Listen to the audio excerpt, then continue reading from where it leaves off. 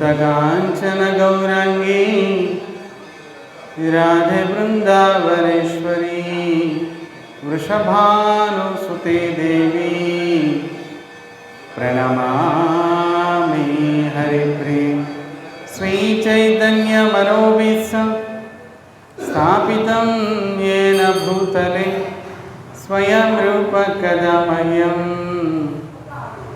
ददाति स्वपदान्तिकं वाञ्छाकल्पतरुभ्यश्च कृपासिन्धुभ्य एव च पतितानां पावनेभ्यो वैष्णवेभ्यो नमो नमः। जय श्री कृष्ण चैतन्य प्रभु नित्यानंद श्री अद्वैत गदाधर श्रीवासादि गौर भक्त वृंद। हरे कृष्ण कृष्ण कृष्ण हरे हरे हरे राम राम राम हरे हरे हरे कृष्ण कृष्ण कृष्ण हरे हरे हरे राम राम राम हरे हरे हरि ओम तत्सत्। श्री श्री राधा गोपीनाथ स्वामी श्रीमती चैतन्य महाप्रभु वाరు श्रीमती राधाराणी శ్రీల గురుదేవులు శ్రీల ప్రభుపాదుల వారు అనంతకోటి వైష్ణవ బృందం పూజ్యపాత్రిధర స్వామి భక్తి కంకణ వనమహారాజు గారు అందరి యొక్క విశేషమైన అనుగ్రహం వలన శ్రీ గర్గ సంహిత గురించి ప్రవచించడానికి మాకు శ్రవణం చేయడానికి మీ అందరికీ కూడా ఈ సద్భాగ్యం కలుగుతుంది. ఇప్పటి వరకు కూడా గర్గ సంహితలో శ్రీ గోలోకకాండం, బృందావనకాండం, గిరిరాజకాండం, ప్రస్తుతం మాధుర్యకాండం చెప్పుకుంటున్నాను. మాధుర్యకాండంలో నేను చెప్పుకున్నాను వివిధ రకాల గోపికలు వారు చేసిన తపస్య, పూర్వజన్మలో వారు పొందిన వరాలు, వీటన్నిటితో కలిపి శ్రీకృష్ణుడి యొక్క సాంగత్యం ఎలా పొందారు, ఈ విషయాల గురించి మనం ఇప్పటివరకు చెప్పుకున్నాము. ఈరోజు బర్హిష్మతి పూరి, ఇందులో ఉన్న స్త్రీలు ఏ విధంగా గోపీ భావాన్ని పొందారు, ఈ విషయాల గురించి ఈరోజు చెప్పుకుంటాము.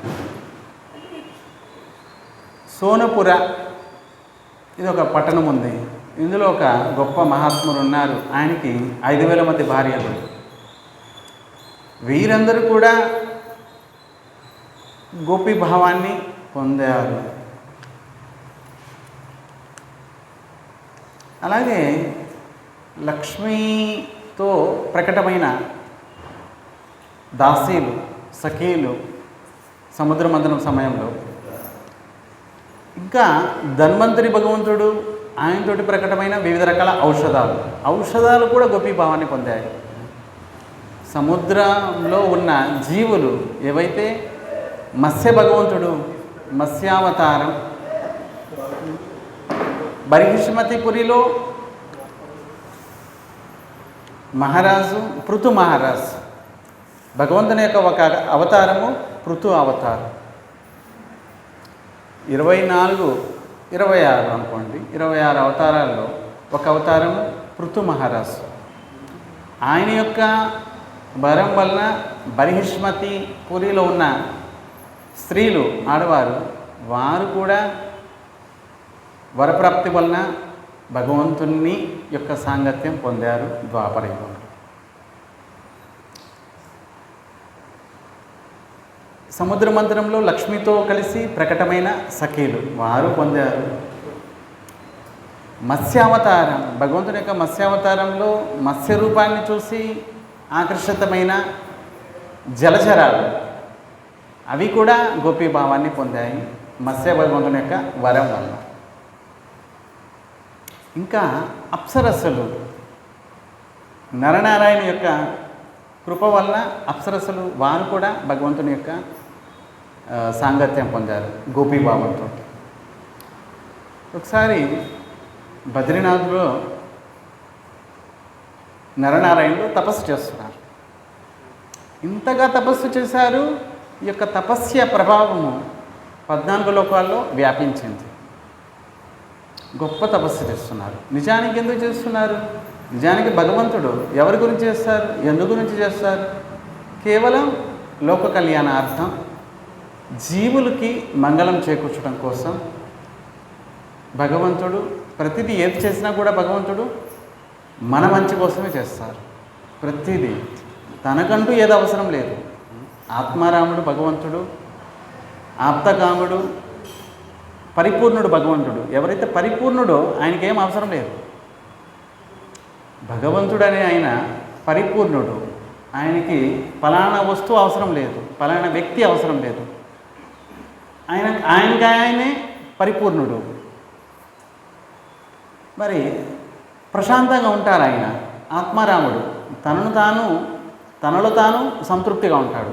ఏ వస్తువు కానీ ఏ వ్యక్తి కానీ అవసరం లేదు, ఏ లోకం కానీ అవసరం లేదు, తిండి తిప్పలు ఏం అవసరం లేదు భగవంతుడికి. ఆత్మారాముడు ఆయన తన ఆత్మలోనే తాను రమిస్తూ ఉంటాడు, ఆనందపడుతూ ఉంటాడు. ఈ విధంగా ఏది చేసినా కూడా మన మంచి కోసం చేస్తాడు భగవంతుడు. తపస్సు చేసిన లోకాలని, భౌతిక లోకాలను సృష్టించింది మన కోసం. ఎన్ని భౌతిక లోకాలని మన కోసమే సృష్టించారు భగవంతుడు. ఏదో విధంగా వీరు కనీసం భౌతిక ఇచ్ఛతోటి జన్మించి నన్ను వదిలేసి వస్తున్నారంటే వీరికి ఇల్లు కావాలి కదా, ఉండడానికి ఇల్లు కావాలి. మరి అన్ని ఏర్పాట్లు చేస్తాను, తిరిగి నన్ను చేరగలరు. ఆ విధంగా కూడా ఏర్పాటు చేశారు భగవంతుడు. ఈ లోకం యొక్క రచన అందుకోసమే, భౌతిక లోకాలని సృష్టించింది అందుకోసమే. ఎలా ఇప్పుడు గవర్నమెంటు జైలు నిర్మిస్తుంది. తప్పు చేసిన వాడిని జైల్లో వేస్తారు, తగిన శిక్ష ఇచ్చి మళ్ళీ ఆ జైల్లోనే వాడి యొక్క మనసు పరివర్తన అయ్యి మళ్ళీ ఆ తప్పు చేయకుండా ఉండడానికి కూడా శిక్షణ ఇస్తారు. సో అలాగే భగవంతుడు ఈ యొక్క భౌతిక లోకాలని ఈ విధంగా సృష్టించాడు. భగవంతుడిని వదిలేసిన వారిని ఈ దుఃఖాలయంలో వేసేశారు. మరి తిరిగి భగవంతుని పొందడానికి కూడా ఇక్కడ అన్ని ఏర్పాట్లు చేశారు భగవంతుడు, అందరికీ సమానంగా. కేవలం ఫలానా వారు మాత్రమే నన్ను పొందగలరు అలాగేం లేదు. ప్రతి వారు కూడా భగవంతుని యొక్క అంశలే కాబట్టి సమానం. భగవంతుడు స్వయంగా అంటున్నారు, నాకు ప్రియమైన వారు లేరు, అప్రియమైన వారు లేరు, కానీ నన్ను వంచేవారు నాకు ప్రియం. జీవులు అందరిలో ఫలానా వారు ప్రియము, ఫలానా వారు అప్రియము అలాగేం లేదు. అందరినీ పోషిస్తున్నాడు భగవంతుడు. ఎందుకంటే అందరూ భగవంతుని యొక్క అంశలే, కానీ తనను భజించేవారు తనకు ప్రియము. ఎలా? తల్లిదండ్రులు సంతానం ఉన్నారు, 5 మందో 10 మందో, అందరూ ఒకటే తల్లిదండ్రుడికి. కానీ ఆ 10 మందిలో ఎవరైతే ఈ తల్లిదండ్రులు అంటే గౌరవంగా ఉంటాడు, తల్లిదండ్రులు అంటే పూజిస్తాడు, చెప్పిన మాట వింటాడు, వాడంటే అధికమైన ప్రేమ తల్లిదండ్రులకి సహజంగానే. అలాగే ఇది కూడా. ఇలా రకరకాల గోపికలు వారు పొందిన స్థితి. ఇలా బద్రీనాథ్లో నరనారాయణ తపస్సు చేస్తున్నారు. నిజానికి వారికి ఏం అవసరం లేదు. భగవంతుని యొక్క అవతారము నరనారాయణ. ఇంద్రుడు భయపడిపోయాడు వారి తపస్సును చూసి. ఇంద్రుడు అనుకున్నాడు, వీరు తపస్సు చేస్తున్నారు, కొంపదీసి నా పోస్ట్ని ఏమైనా తీసుకెళ్ళిపోతారే, నా పదవిని తీసుకెళ్ళిపోతారు వీళ్ళు, అందుకే తపస్సు చేస్తున్నట్టున్నారు అని చెప్పి ఇంద్రుడు ఏం చేశారు, కొంతమంది అప్సరసలు పంపించారు, మన్మధుని పంపించారు, సుగంధమైన వాయువుని పంపించాడు, తన దగ్గర ఉన్న సైనికులందరినీ పంపించేశాడు. వీరి యొక్క తపస్సును భగ్నం చేయడం వల్ల నా పదవి సురక్షితంగా ఉంటుంది అనుకున్నాడు ఇంద్రుడు. పంపించారు అందరినీ. వారందరూ వచ్చారు తమ సైన్యంతో. తపస్య చూడండి, ధ్రువుడు కూడా అంటున్నాడు, నా మతిని తిప్పేశారు దేవతలు. నిజానికి నేను ఏమి కోరుకోలేదు, భగవంతుడు స్వయంగా వచ్చి దర్శనమిస్తే ఇంకేం కోరుకోవాలి. కాచిం ఇచిన్వన్ ఇవ దివ్యరత్నం కృతార్థోస్మి వరం నా యాచి కృతార్థోస్మి. స్వయంగా భగవంతుడు ప్రత్యక్షమైనప్పుడు ధ్రువుడు అంటున్నారు, స్వామి పగిలిపోయిన గ్లాసు ముక్క కోసం నేను వచ్చాను, దివ్యమైన రత్నం లభించింది, మరి ఇంకేం కోరుకోవాలి? తుచ్చమైన సింహాసనం కోసం నేను వచ్చాను, 6 నెలల కాల పాటు తపస్సు చేశాను, 6 జన్మలు తపస్సు చేసినా కూడా ఎవరికైతే దర్శనం దుర్లభమో అటువంటిది 6 నెలల్లో నాకు దర్శనం ఇచ్చారు. కాంచి మీచన్వన్ ఇవ దివ్యరత్నం స్వామిని కృతార్థోస్మి వరం నయాచే. పగిలిపోయిన గ్లాస్ ముక్క కోసం వచ్చాను, దివ్యమైన రత్నం ఇచ్చారు మీరు, ఇంకేం కావాలి నాకు? కృతకృత్యుడయ్యాను, సంతృప్తి అయిపోయాను, ఇంకేం అక్కర్లేదు స్వామి. వరం నా యాచే, వరం అక్కర్లేదు. నిజానికి వెళ్ళారు సింహాసనం కోసం, అత్యంత ఉత్కృష్టమైన సింహాసనం కోసం వెళ్ళారు ధ్రువుడు తపస్సు చేయడానికి. ఇటువంటి సింహాసనం కావాలి, ఇప్పటి వరకు ఎవరు అధిష్ఠించలేదు. కాంపిటీషన్, నో కాంపిటీషన్స్, ఎవరు కాంపిటీషన్ ఉండకూడదు నా సింహాసనం కోసం. ఇప్పటి వరకు ఎవరు కూర్చోలేదు, ఇక ముందు ఎవరు కూర్చోడు, నేను ఒక్కనే కూర్చోగలను. అటువంటి సింహాసనం నాకు కావాలి. బ్రహ్మ కూడా దుర్లభం, అటువంటి లోకం నాకు కావాలి. ఆ ఉద్దేశంతో వెళ్ళారు ధ్రువుడు. భగవంతుని దర్శించిన తర్వాత వరం నా యాచే, ఏం వరం అక్కర్లేదు స్వామి, సంతృప్తి అయిపోయాను, మీ దర్శనంతో సంతృప్తి అయిపోయాను అన్నారు. కానీ దేవతలు నా యొక్క మతిని తిప్పేశారు. వచ్చేటప్పుడు ఏడుస్తున్నాడు ధ్రువుడు. స్వామిని దర్శించి ఇంటికి వెళ్ళేటప్పుడు ఏడుస్తున్నాడు. అయ్యో, తుచ్చమైన సింహాసనం ఇచ్చారు నాకు స్వామి, నిష్కపటమైన భక్తిని ఇవ్వలేదు నాకు, దేవతలు నా మతిని తిప్పేశారు. సో దేవతలు ఎప్పుడు కూడా మనుషుల యొక్క భక్తి చూసి ఈర్ష్య పొందుతారు. అరే, వీడు భగవంతుని ప్రాప్తి కలుగుతుంది, ఏ భగవత్ ప్రాప్తి మాకు కలగడం లేదు. ఇప్పుడు ఈర్ష్య ఎప్పుడు కలుగుతుంది? ఏ వస్తువు అయితే మనం పొందలేము, మన పక్కింటి వాడు పొందాడు అనుకోండి, ఈర్ష్య కలుగుతుంది. అబ్బా, వీడికి లభించేసింది, ఇంత కష్టపడుతున్నారు మా ఆయన, ఇప్పటి వరకు కూడా సైకిల్ మీద తిరుగుతున్నాడు, వీళ్ళు ఏం లేదు కార్లు వేసుకొని తిరుగుతున్నారు. మరి వాళ్ళని చూసి ఈర్ష్య కలుగుతుంది. అలాగే మనుషుల యొక్క ప్రగతి చూసి, భక్తి చూసి దేవతలకు ఈర్ష్య కలుగుతుంది. అరే, రేపొద్దున వీరికి హారతి ఇవ్వాలి, మేము మా లోకం నుంచి పైకి వెళ్ళిపోతాడు వైకుంఠం. దేవతలం అయ్యి ఉండి మేము పొందలేంది వీరు పొందుతున్నారు, కనుక వీడి తపస్సుని భగ్నం చేసేద్దాం, వీడి భక్తి చేయకుండా చేసేద్దాం అని రకరకాల పథకాలు వేస్తారు దేవతలు. సర్వసాధారణ నరనారాయణ తపస్సు చేస్తున్నారు, ఇంద్రుడు పంపించాడు సైన్యాన్ని. వచ్చారు, అత్యంత సుగంధమైన వాయువు, మొట్టమొదట సుగంధమైన వాయువు వచ్చింది. అంటే ఆ వాతావరణాన్ని పరిపూర్ణంగా మార్చారు. సుగంధమైన వాయువు వచ్చింది. తర్వాత మన్మధుడు, తర్వాత అప్సరసలు గంధర్వులు పాడడం, నృత్యం చేయడం, ఈ విధంగా ఆ వాతావరణాన్ని అంతా కలుషితం చేసేసారు.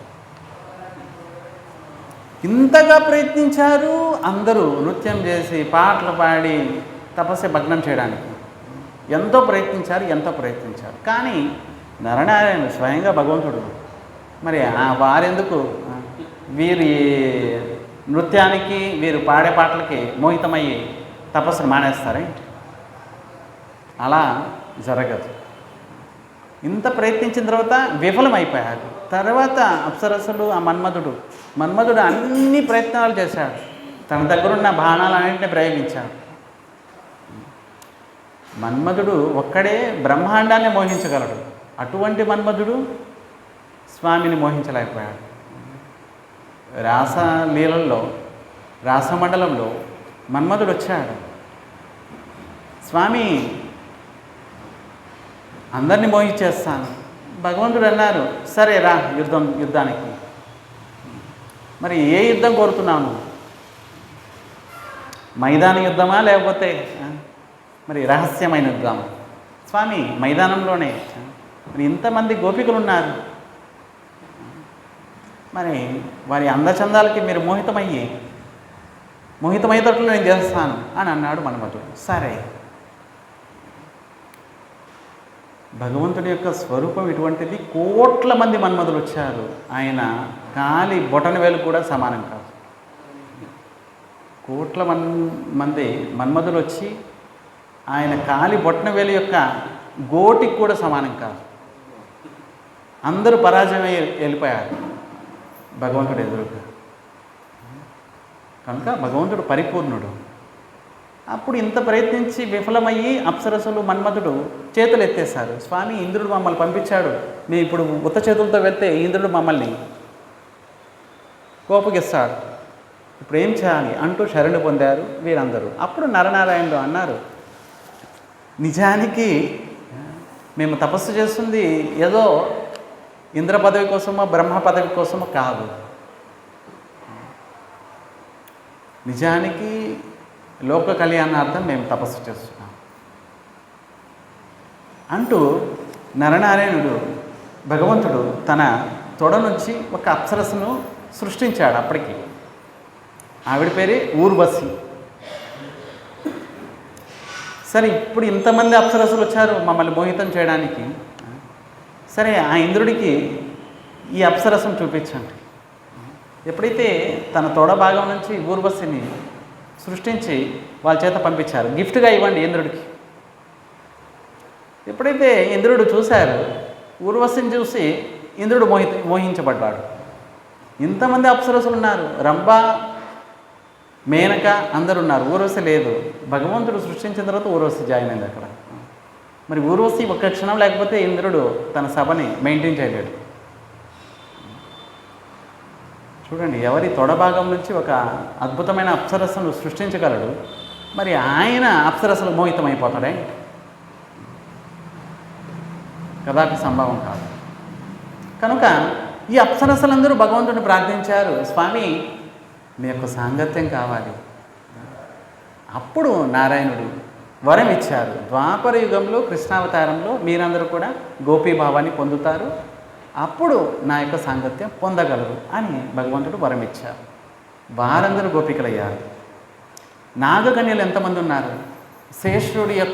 శేషుడిని చూసి మోహింపబడ్డారు. వారందరూ కూడా గోపకన్యలయ్యారు. బలరాముడి యొక్క సాంగత్యాన్ని పొందారు చాలామంది. ఇలా రకరకాలుగా.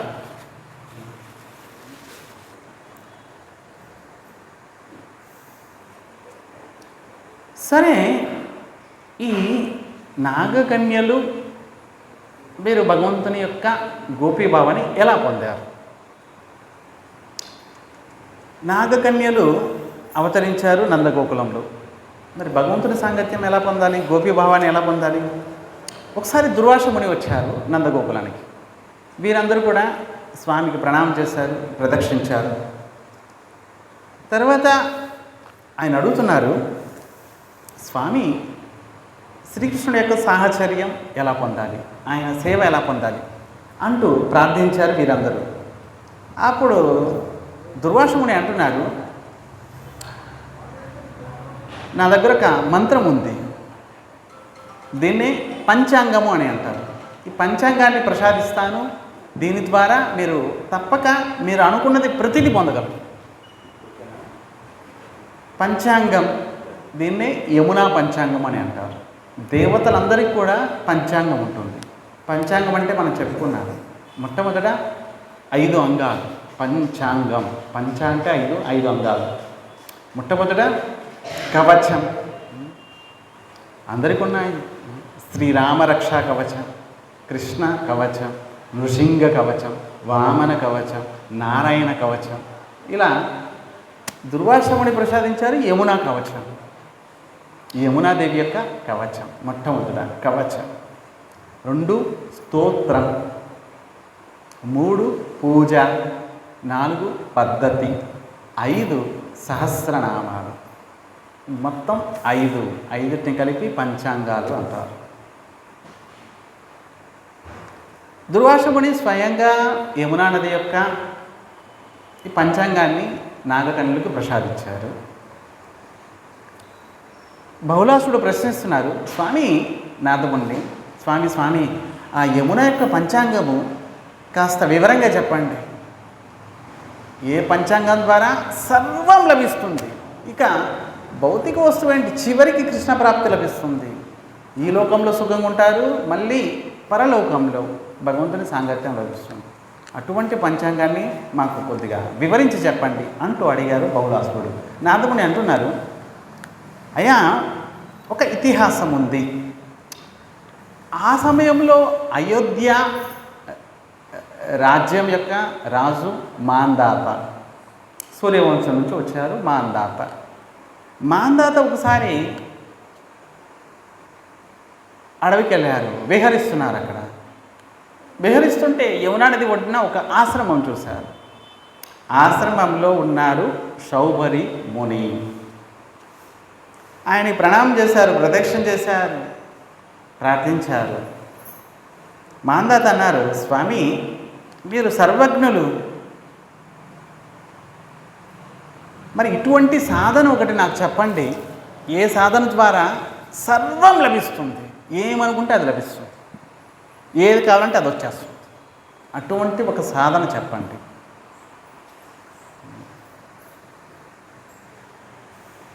మరి సంపూర్ణంగా ఐశ్వర్యాలు అవి ఇవి అని కాదు, అన్నీ లభిస్తాయి.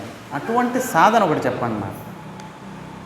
శౌబరి ఋషి అన్నారు, రాజన్, సరే, ఇటువంటి సాధన ఒకటి చెప్తాను. దాన్నే యమునా నది సాధన అంటారు. యమునా నది పంచాంగం. ఈ యమునా నది పంచాంగం ద్వారా సర్వం లభిస్తుంది, చివరికి కృష్ణ ప్రాప్తి లభిస్తుంది, కృష్ణుడి సాంగత్యం కూడా లభిస్తుంది.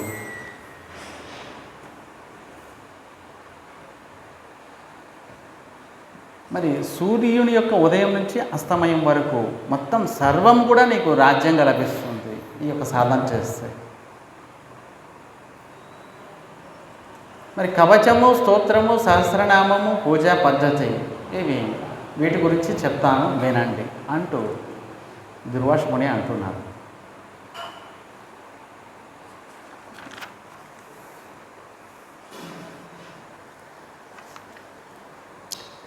మాంధాత, స్వామి, శౌబరి ఋషిని అడుగుతున్నారు, సరే స్వామి, యమునా నది యొక్క కవచం గురించి ఒకసారి చెప్పండి.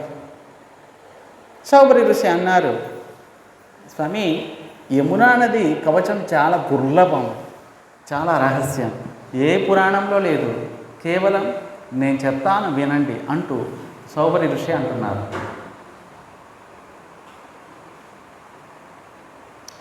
సర్వము ప్రాప్తమవుతుంది, ధర్మ, అర్థ, కామ, మోక్షం, చివరికి భగవంతుని ప్రాప్తి, అన్నీ ప్రాప్తమవుతాయి. ఈ లోకంలో సుఖీ, అన్ని ఐశ్వర్యాలు ప్రాప్తమవుతాయి, మళ్ళీ పరలోకంలో భగవంతుని ప్రాప్తి అని లభిస్తాయి.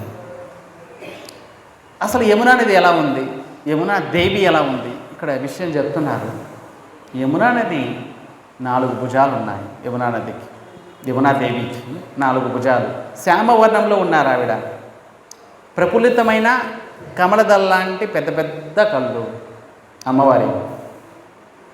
మరి చాలా అత్యంత సౌందర్యవతి అమ్మవారు. మరి దివ్యమైన రథం మీద కూర్చొని ఉంది అమ్మవారు.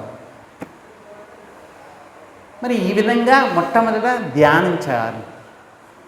ఈ కవచం చదివే ముందుగా అమ్మవారిని, యమునా నది అమ్మవారిని ఈ విధంగా ధ్యానం చేయాలి. అమ్మవారికి 4 భుజాలు ఉన్నాయి, శ్యామవర్ణంలో ఉంది, రకరకాల ఆభరణాలు ఉన్నాయి, ముకుటం ఉంది, మరి నల్లని కురులు, పెద్ద కురులు, మరి ఊర్ధ్వపుండ్రం, తిలకము, ప్రఫుల్లితమైన పెద్ద పెద్ద కళ్ళు, కేశాలు, పొడవాటి చేతులు, మరి దివ్యమైన రథం మీద కూర్చొని ఉంది. ఈ విధంగా మనసులో ధ్యానించాలి అమ్మవారిని. తర్వాత కవచాన్ని ఎలా ధరించాలి? ఉదయాన్నే స్నానం చేసిన తర్వాత పద్మాసనం మీద కూర్చొని, ఉచితమైన ఆసనం వేసుకొని పద్మాసనం మీద కూర్చొని అమ్మవారిని ఈ విధంగా ధ్యానించిన తర్వాత కవచాన్ని ధరించాలి. తూర్పు వైపున ముఖం పెట్టాలి. తర్వాత శిఖ ఎప్పుడు ఉండాలి? శిఖ ముడి వేసుకొని ఉండాలి, విరబోసుకోకూడదు, ముడి వేసుకొని ఉండాలి శిఖ. ఇక ఉదయం సంధ్యావందనం చేస్తాం. అయిపోయిన తర్వాత ఈ కవచం చెప్తున్నారు.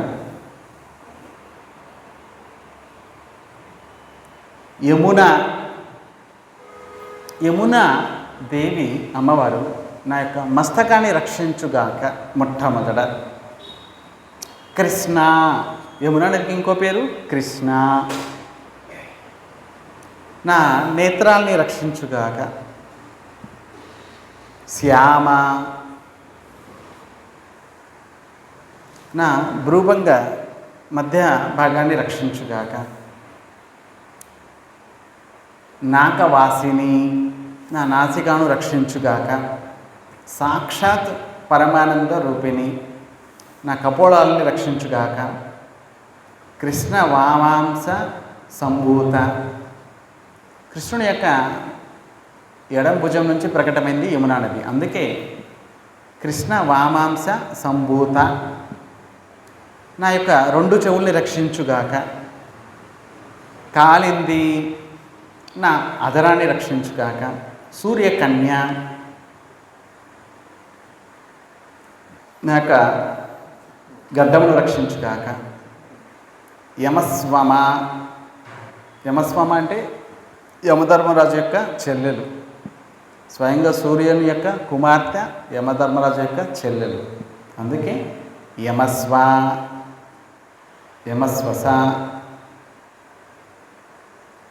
మరి మహానది కృష్ణప్రియ, నా వెనకవాణి రక్షించుగాక. తట్టిని, నా భుజాలను రక్షించుగాక. శుశ్రోణి, వెనక భాగాన్ని రక్షించుగాక. చారుదర్శిని, కటి ప్రదేశాన్ని రక్షించుగాక. రంబూరు, నా తొడల్ని రక్షించుగాక. అంగంగ్రి బోధిని, నా యొక్క ముఖాలను రక్షించుగాక.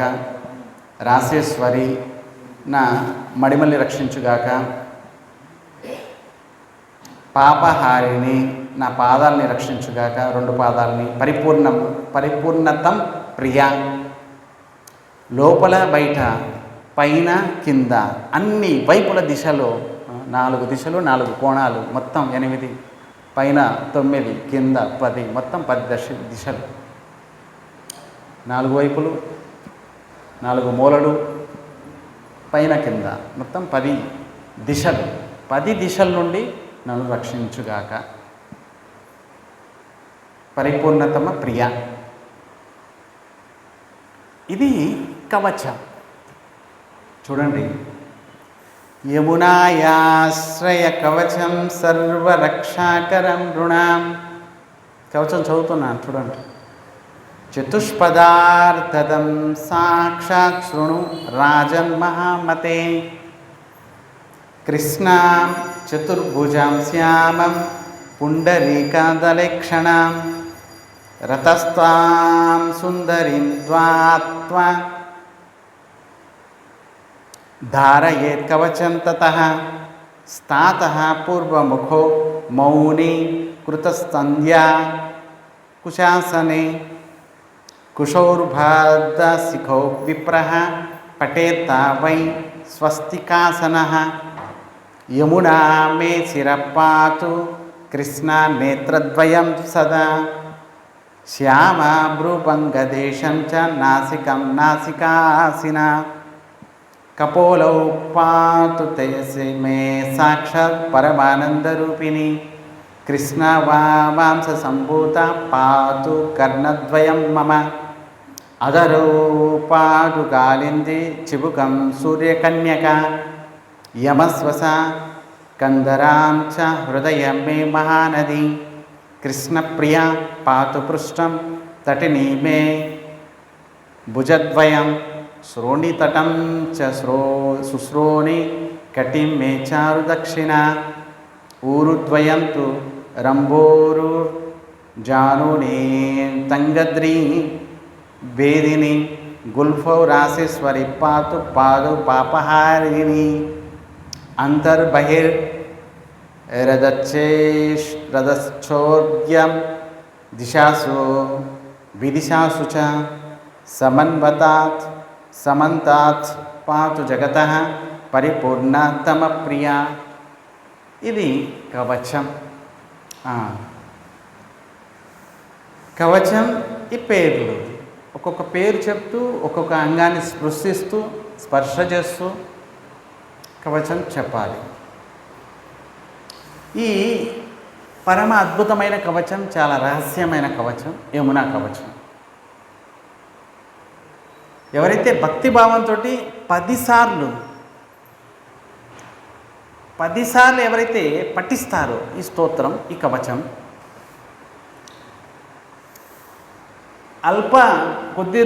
కొద్ది రోజుల్లోనే ధనవంతుడవుతాడు. ఇంతగా ధనం వస్తుంది, వాడు ఇక డబ్బులు ఎక్కడ పెట్టాలని చింతలో పడిపోతాడు. అంత ధనం వస్తుంది. కేవలం 10 సార్లు ఈ కవచం పఠిస్తే ధనవంతుడైపోతాడు. ఇంకా ఏంటి, నియమంగా నిశ్చయంగా భక్తిపూర్వకంగా చదవాలి 10 సార్లు. ఇంకా ఎవడైతే బ్రహ్మచర్యాన్ని పాటిస్తూ పరిమితమైన ఆహారం తీసుకోవాలి, పరిమితమైన ఆహారం, ఈ ఆహారం తీసుకొని 3 నెలల పాటు ఇసుక పాఠ కరేగా 3 నెలల పాటు చదవాలి. ఈ విధంగా చేయడం వల్ల సర్వం లభిస్తుంది.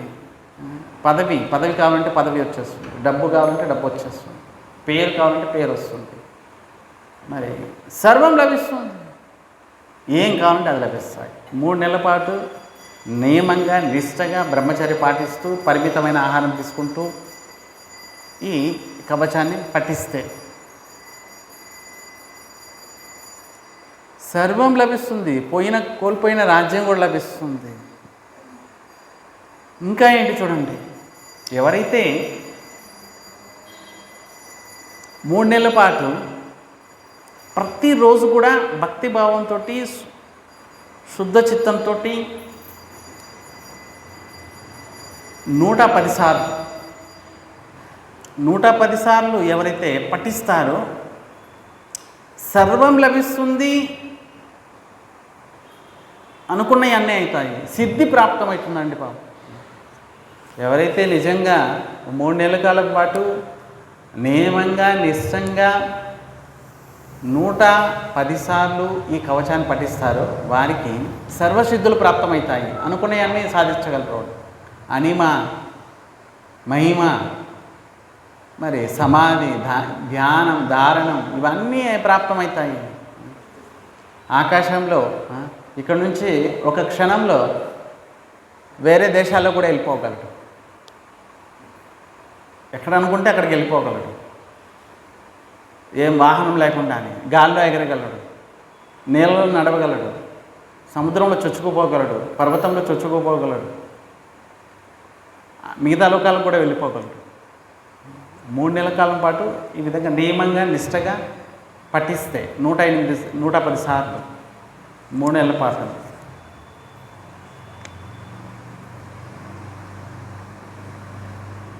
సంపూర్ణ తీర్థాల స్నానం ఫలితం లభిస్తుంది. మళ్ళీ అంతిమంలో గోలోక బృందావనం ప్రాప్తి కలుగుతుంది. చూడండి, ఇంకేం కావాలి, సర్వం లభిస్తుంది ఎవరైతే కవచం పఠిస్తారు వారికి. ఇక్కడ చెప్పిన నియమాలు ఏంటి? బ్రహ్మముహూర్తంలో నిద్రలేయాలి. మొట్టమొదట బ్రహ్మముహూర్తంలో కనీసం 4:30 లోపలే నిద్రలేయాలి. 4 గంటలకు లేచామంటే మంచిది, 4:30కు రెడీ అవ్వచ్చు. స్నానంలో రకాలు, నదీ స్నానం సర్వోత్తమం, పుష్కరిణి సరోవరం ఉంది, సరే అందులో కూడా చేయొచ్చు. మరి ఇంకా నూతిలో స్నానం, దానికంటే చెరువులో స్నానం మంచిది, నూతిలో స్నానం సరే, హ్యాండ్ పంప్ కంటే నూతిలో స్నానం పర్వాలేదు. మరి హ్యాండ్ పంప్గా మరి ఈ పరిస్థితిని బట్టి ఈ రోజుల్లో మరి హ్యాండ్ పంపులు ఎవరు వాడుతున్నారు ఇప్పుడు, నూతులు ఎవరో వాడుతున్నారు ఇప్పుడు. మరి నది పక్కన పెట్టుకొని స్నానానికి వెళ్ళడం లేదు జనాలు. ఎవరు వెళ్తారులే అని చెప్పి ఇంట్లోనే స్నానం చేస్తున్నారు. వెళ్తున్నారు మీరు నది స్నానం? సంవత్సరానికి ఒకసారి స్నానం చేస్తున్నారా? సంవత్సరానికి ఒకసారి చేస్తున్నారా స్నానం? అది విషయం. అది చూడండి, మూల్యమైన వస్తువులు దగ్గరుంటే దాని మూల్యము తెలియదు. అదే వస్తువులు దూరంగా ఉంటే సంవత్సరానికి 4 సార్లు పోతారు మీరు. 20,000, 30,000, 40,000 ఖర్చు పెట్టుకొని. ఇప్పుడు చూడండి, గంగా, హరిద్వార్ దూరం ఉంది. మరి సంవత్సరానికి 3 సార్లు 4 సార్లు వెళ్ళే వాళ్ళు ఉన్నారు. తిరుపతి దూరంగా ఉంది, రోజు నెలకు ఒకసారి కూడా వెళ్ళే వాళ్ళు ఉన్నారు దర్శనానికి. తిరుపతి కింద ఉన్నవారు కూడా నెలకు ఒకసారి వెళ్ళరు. మరి ఇక్కడ నుంచి నెలకు ఒకసారి వెళ్ళే వాళ్ళు ఉన్నారు, వారానికి ఒకసారి వెళ్ళే వాళ్ళు ఉన్నారు. తిరుపతి దర్శనం చేయకపోతే మాకు అసలు ఏం బాగుండదు, వారానికి ఒకసారి వెళ్తాం అంతే. దూరంగా ఉంది కాబట్టి మూల్యం తెలిసింది. మరి తిరుపతి కింద ఉన్నవారు వారానికి ఒకసారి వెళ్తున్నారండి పైకి దర్శనానికి. అంతెందుకండి బాబు, అక్కడ ఉద్యోగాలు చేసే వాళ్ళేమి రోజు వెళ్ళి దర్శనం చేస్తున్నారే? వేల మంది ఉద్యోగం చేస్తున్నారు అక్కడ. రకరకాల పోస్టులు ఉన్నాయి పైన తిరుమలలో. మరి వాళ్ళు రోజు వెళ్ళి దర్శనం చేస్తున్నారా? పక్కనే ఉంది, దగ్గరే ఉంది, కానీ మూల్యం తెలియదు. వస్తువు యొక్క మూల్యం ఎప్పుడు తెలుస్తుంది? ఆ వస్తువు దూరమైనప్పుడు. ఇప్పుడు చూడండి, ఒక వ్యక్తికి వివాహమైంది, పిల్లలున్నారు, వయసు అయిపోయింది, ఒక 50-60 సంవత్సరాల పైన అయింది. ఒకవేళ భార్య చనిపోతే అతను పడే పాటలు అప్పుడు ఏడుస్తారు ఆయన. ఇంతగా ఏడుస్తాడు భార్య చనిపోతే, నాకెవరు దిక్కు అన్నట్లుగా. మరి ఇంతకుముందు ఆవిడున్నప్పుడు అంతగా మూల్యం తెలియదు, పెద్దగా పట్టించుకోడు వాడు. మరి తిట్టడం కొట్టడం కూడా చేస్తారు. మరి ఆవిడే ఎప్పుడైతే ఆ వయసులో ఒకవేళ మృత్యువు ముందు వచ్చింది, భార్య చనిపోయింది అనుకుందాం, అప్పుడు ఆయన ఏడవడం మొదలు పెడతారు. అంటే ఆవిడ పక్కనున్నప్పుడు ఆవిడ విలువ తెలియలేదు, ఆవిడ దూరం అయినప్పుడు అప్పుడు తెలిసింది. అలాగే మూల్యమైన వస్తువులు దగ్గరున్నప్పుడు తెలియదు. ఇప్పుడు చూడండి, గోదావరి 4 అడుగులు వేస్తే గోదావరి. మనకి గోదావరి అమ్మవారి ఒళ్ళో కూర్చున్నాను, నిజం చెప్పాలంటే ఒళ్ళోనే కూర్చున్నాను. ఎక్కడో లేదు గోదావరి, ఒళ్ళోనే కూర్చున్నా, అమ్మవారి ఒళ్ళోనే కూర్చున్నాను. మరి 4 అడుగులు వేస్తే స్నానం చేసుకోవచ్చు, స్నానం ఘాట్. మరి ఎంతమంది వెళ్తున్నారు స్నానం చేయడానికి? కనీసం వారానికి ఒకసారి, కనీసం ఏదైనా పండగల సమయాల్లో ఎవరు వెళ్తారు లేప, ఎవరు వెళ్ళరు. కనుక మూల్యమైన వస్తువులు దగ్గరున్నప్పుడు మూల్యత తెలియదు, అర్థం కాదు. వస్తువు దూరం అయినప్పుడు అప్పుడు. ఇప్పుడు అంతెందుకు, హరిద్వార్లో మరి నెలకోసారి ఇక్కడి నుంచి వెళ్ళేవాళ్ళు ఉన్నారు, సంవత్సరానికి 3 సార్లు 4 సార్లు. మరి హరిద్వార్ ఒడ్డున రకరకాల షాపులు ఉన్నాయి, ఇళ్ళు ఉన్నాయి. వాళ్ళు ఎన్నిసార్లు గంగానది స్నానం చేస్తున్నారు? రోజు చేస్తారే? రోజు ఏం చేయరు, బాత్రూంలో చేసుకుంటారు. ఎందుకంటే మూల్యము అర్థం కాదు, తెలియదు. స్నానం తర్వాత పరిమితమైన ఆహారం తీసుకోమన్నారు. పరిమితమైన ఆహారం ఎంత అవసరమో అంతే, అంతకంటే ఎక్కువ తీసుకోకూడదు. ఏ వస్తువు అయినా, ఎంత ప్రియమైన వస్తువు అయినా సరే మీ శరీరానికి ఎంత అవసరమో అంతే తీసుకోవాలి, అంతకంటే ఎక్కువ తీసుకోకూడదు. మీ శరీరానికి ఎంత అవసరమో ఎవరు చెప్తారు?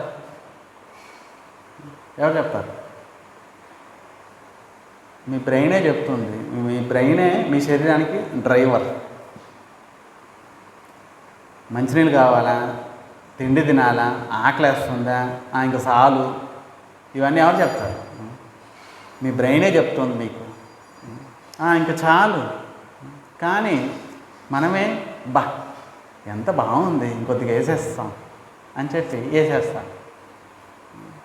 మరి ఆకలేస్తుందా, లేకపోతే దప్పిక వేస్తుందా, ఇప్పుడు మంచినీళ్ళు కావాలా, ఇవన్నీ కూడా బ్రెయినే చెప్తుందండి. మరి పొట్టలో నొప్పా, లేకపోతే మరి దగ్గు వస్తుంది, ఇవన్నీ విషయాలు ఒంట్లో బాగాలేకపోయినా ఎవరు చెప్తారు మీకు? ఇప్పుడు డాక్టరు ఆయనకేం తెలుసా ఏంటి నీకేమైందో? మీ బ్రెయిన్ మీకు చెప్తుంది పొట్టలో నొప్పి వస్తుంది, లేకపోతే కాళ్ళ నొప్పులు వస్తున్నాయి, చేతుల నొప్పులు వస్తున్నాయి, లేకపోతే గుండెలో దడ వస్తుంది. ఈ విషయాలని ఎవరు చెప్తారు? మీ బ్రెయిన్ మీకు చెప్తుంది, మీరు డాక్టర్ చెప్తారు. డాక్టర్ మిమ్మల్ని చూడగానే చెప్పేస్తాడేంటి మీకేమైందని. మీరు చెప్పకపోతే ఆయన ఏం చెప్పలేదు. మరి ఇంకా అవసరమైతే పరీక్షలన్నీ చేపిస్తారు. ఈ పరీక్షలు చేయకముందే మీకు తెలుసు మీకేమైందో. కనుక పరిమితమైన ఆహారం, అది కూడా చూడండి, పరిమితమైన ఆహారము తగిన సమయంలో తీసుకుంటే రోగాలు రావు. చూడండి, అంతెందుకండి, ఉదయం 8 తర్వాతే తీసుకోవాలి. ఏం తీసుకున్నాం? 8 ముందు ఏం తీసుకోకూడదు. సాయంత్రము పొద్దుగుకిన తర్వాత, సూర్యుడు అస్తమించిన తర్వాత ఇంకేం తీసుకోకూడదు. ఇలా నియమం పెట్టుకోండి. ఉన్న రోగాలు కూడా పోతాయి, కొత్త రోగాలు రావు. సూర్యుడి యొక్క ప్రభావం మన మీద పడుతుంది, మనం తీసుకునే ఆహారం మీద పడుతుంది. సూర్యుడు ఉన్నంత వరకు మన పొట్టలో ఉన్న ఆహారము జీర్ణమవుతుంది. సూర్యుడు అస్తమిస్తున్నాడంటే ఇక జీర్ణం అవ్వడం చాలా చాలా కష్టం. జీర్ణావస్థ మందగిస్తుంది, లోపల జఠరాగ్ని మందగిస్తుంది, ఆరిపోతుంది. మరి అప్పుడు చూడండి, ఈ రోజుల్లో దుర్భాగ్యం, రాత్రి 11 గంటలకు 12 గంటలకు తినేవాళ్ళు ఉన్నారు. మీరు గమనిస్తే తెలుస్తుంది. రాత్రి ఉద్యోగం సద్యోగం చేసి ఎక్కడొక్కడ తిరిగేసి రాత్రి 11 గంటలకు వెళ్ళి అప్పుడు వంట చేసుకుంటారు, లేకపోతే బయట నుంచి తెప్పించుకుంటారు. రాత్రి 11 గంటలకి అప్పుడు వంట చేస్తే 12 గంటలకి 1 గంటకు తినేవాళ్ళు కూడా ఉన్నారండి. అప్పుడు 12 గంటలకు 1 గంటకు తిని పడుకుంటే ఎప్పుడు జీర్ణమవుతుంది, ఎప్పుడు శక్తి వస్తుంది? అరే ఉదయం 8కో 9కో 10కో మళ్ళీ నిద్ర లేయడం. కనుక పొద్దుగుకిన తర్వాత, అస్తమించిన తర్వాత ఏం తీసుకోకూడదు. అలా చేయండి, అన్ని రోగాలు పోతాయి. సూర్యుడు ఉదయించిన తర్వాత 8 తర్వాత ఏమైనా తీసుకోండి, అస్తమించిన తర్వాత ఇంకేం తీసుకోకండి. ఉదయము ఎంత తక్కువ తీసుకోగలరో అల్పాహారం, మధ్యాహ్నం బాగా ఆకలిస్తుంది. ఉదయమే దోశ, ఇడ్లీ, వడలు, పూరి, బొండాలు, మరి పునుగులు, మరి దద్దోజనం, పెరుగన్నం అన్నీ తినేసారు అనుకుందాం. మధ్యాహ్నం ఆకలిస్తే మధ్యాహ్నం ఆకలేదు. కనుక ఉదయం బెస్ట్ ఏంటి? నానబెట్టిన పెసలు, నానబెట్టిన శనగలు, నానబెట్టిన పచ్చెనగలు, వేరుశెనగలు, నానబెట్టినవి, మొలకెత్తినవి, అవి ఒక పిడికెడు తీసుకోండి. ఇక బాదం, పిస్తా బాదం, ఇది నానబెట్టున్నది ఒక పిడికెడు తీసుకోండి అంతే. లేకపోతే 2-3 ఫ్రూట్స్ తీసుకోండి ఉదయం. బ్లడ్ ప్రెషరు, షుగర్ ఉన్నా కూడా ఏ ఫ్రూట్స్ అయినా తీసుకోవచ్చు, ఇబ్బంది లేదు. బ్లడ్ ప్రెషరు, షుగరు, ఆయాసము, మరి ఉబకం, మరి లావు ఉండడం, కూర్చోలేకపోతున్నాం, కాళ్ళు నొప్పులు, చేతుల నొప్పులు, అన్ని నొప్పులు స్వామి, ఇవన్నీ పోతాయి ఈ విధంగా చేసి. ఉదయం మరి దోశ, ఇడ్లీ, ఈ వడలు, ఈ ఉప్మా, ఇవన్నీ కూడా నూనె పదార్థాలు గరిష్టం. మరి ఇవి తింటే మరి 12 గంటలకు ఆకలేస్తుంది, ఆకలి. కనుక ఎంత తక్కువ తీసుకోగలరు ఉదయం. తర్వాత మధ్యాహ్నం తీసుకోండి, అన్నము, పప్పు, సాంబారు, చపాతీ అన్నీ తీసుకోండి, దోసకాయ అన్నీ, ఆకుకూరలు అన్నీ తీసుకోండి మధ్యాహ్నం. మరి సాయంత్రం 6 లోపలే ఫ్రూట్స్ తీసుకోండి, జ్యూస్ తీసుకోండి, చపాతి తీసుకోండి, ఏం తీసుకోండి 6 లోపల అంతే. ఇంకా 6 తర్వాత లేదు. 6 తర్వాత మంచినీళ్ళు తీసుకోవచ్చు, ఎన్ని కావాలి మంచినీళ్ళు, మరీ అంత మంచినీళ్ళు కాదు. ఇంకా రాత్రి అంతా నిద్ర పట్టకుండా పాసుకుపోవడం అలా కాదు, కొద్దిగా మంచినీళ్ళు అంతే అయిపోయింది. ఇలా చేస్తే అన్ని రోగాలు పోతాయి. చేసి చూడండి ఒకసారి.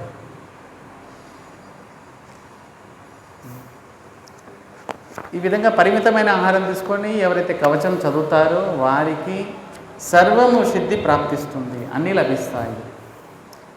ఇది తర్వాత రేపు యమునా స్తోత్రం చెప్పుకుంటాము. యమునా స్తోత్రం, పూజ పద్ధతి, సహస్రనామం రేపు. ఒకసారి గోవిందనామాలు చెప్పుకొని మనం శ్రీ శ్రీనివాస శ్రీ వెంకటేశ భక్తవత్సల భాగవత ప్రియ నిత్య నిర్మల నీలమేఘశ్యామ పురాణ పురుష పుండరీకాక్ష గోవింద హరి.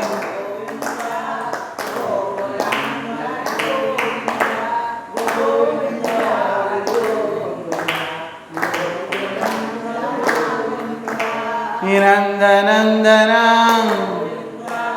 నవనిత చోర వసుబాలక శ్రీ పాప విమోచన దుష్ట సంహార దురిత నివారణ శిష్ట పరిపాలక కష్ట నివారణ గోవింద హరి గోవింద.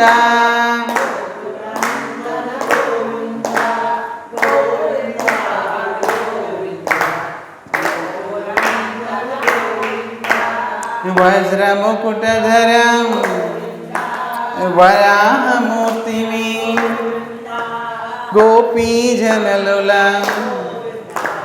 గోవర్ధనోద్ధరం దశరథనందనం దశముఖమర్దనం పక్షివాహన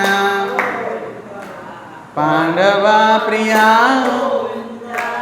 గోవింద హరి గోవింద.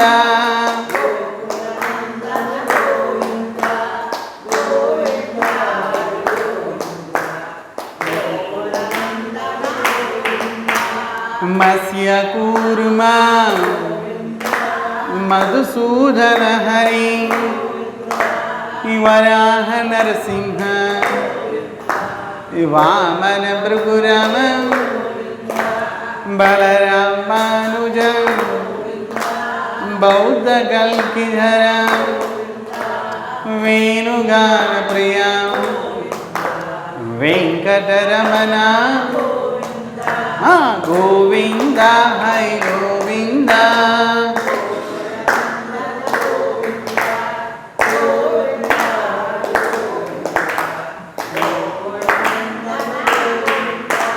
సీతానాయకం శ్రిత పరిపాలకం దరిద్రజన పోషకం ధర్మ సంస్థాపకం అనాథ రక్షక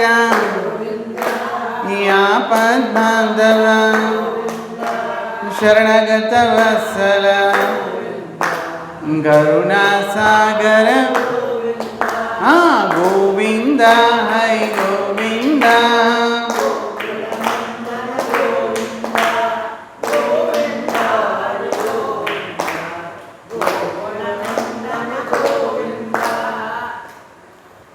కమలదలాక్షం గామిద బలద బాంబ వినాదగ బాహి మురారి శ్రీముద్రాంకిత శ్రీమత్సంకిత ధరణీ నాయక దినకర తేజ గోవింద హరి గోవింద.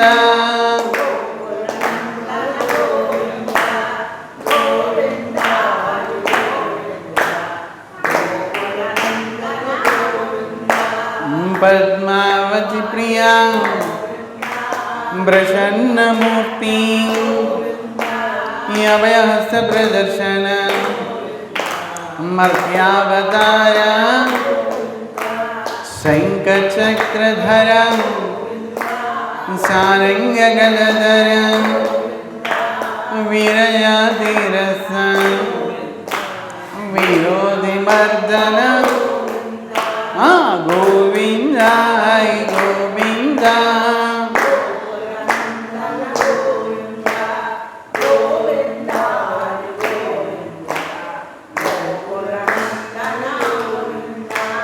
శాలగ్రామధర సహస్రనామ లక్ష్మీవల్లభ లక్ష్మణాగ్రజ గసూదితిలక కాంచనాంబధర గరుడవాహన గజరాజ రక్షక గోవింద హరి గోవింద.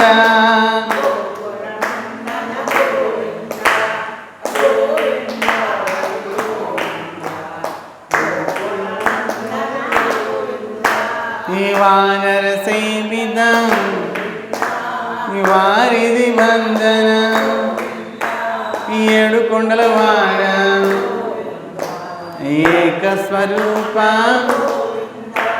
శ్రీరామకృష్ణ రఘుకుల నందన ప్రత్యక్ష దేవా పరమదయాకర గోవింద హరి గోవింద.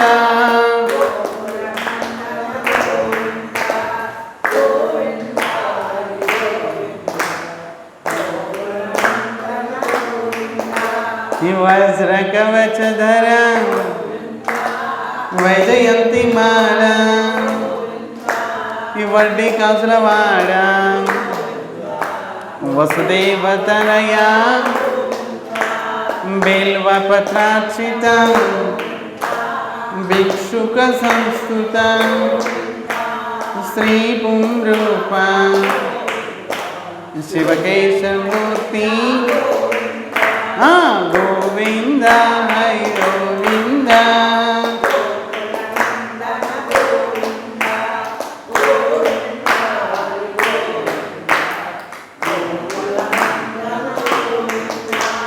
బ్రహ్మాండ రూప భక్త రక్షక నిత్య కళ్యాణ నీరజనాభా యాతి రామ ప్రియా హరి సర్వోత్తమ జనార్దన మూర్తి జగత్ సాక్షి రూప గోవింద హరి గోవింద.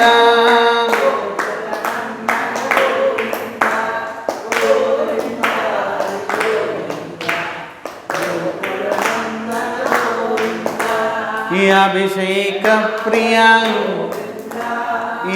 పనివాయ రత్న కిరీట రామానుజనుత స్వయం ప్రకాశ ఆశ్రిత భక్ష నిత్య శుభప్రద నిఖిల లోకేశ గోవింద హరి గోవింద.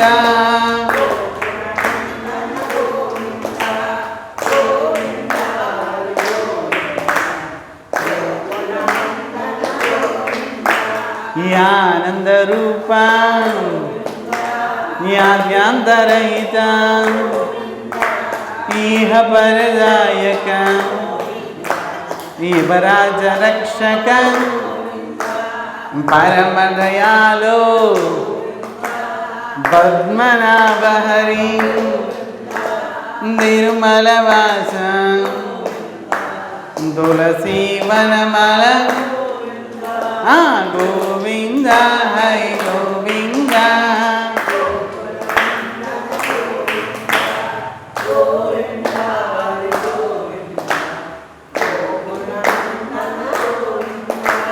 శేషాద్రి నిలయ శేష సాయివి శ్రీ శ్రీనివాస